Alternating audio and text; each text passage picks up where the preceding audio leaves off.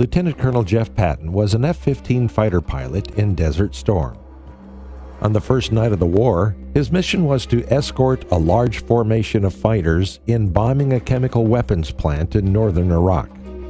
The date for Desert Storm was chosen because of the absence of moonlight in the high clouds that helped the attacking Allied fighters from being detected by enemy defenses. Flying in total darkness, the pilots became completely dependent upon their instruments.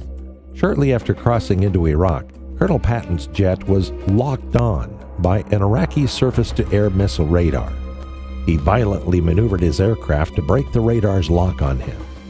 His maneuver successfully broke the lock, but it created a new problem. Those radical movements in the dark threw off the balance in his inner ear, causing him to become disoriented.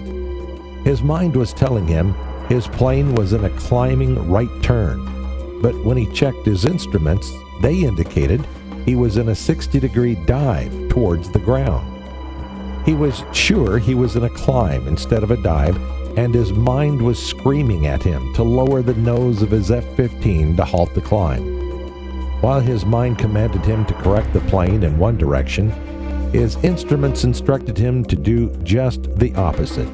Because he was flying in total darkness, he had to decide quickly whether to trust his mind or his instruments.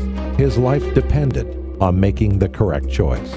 Even though it took everything within him to overcome what his mind was telling him, he decided to trust his instruments. He rolled his wings level and pulled his F-15 upward, which drew 7 times the force of gravity, pulling the aircraft out of its dive. It only took a few minutes to realize he had made the right decision. If he had lowered the nose of his jet, like his mind was telling him, he would have crashed the plane. Trusting his instruments saved his life.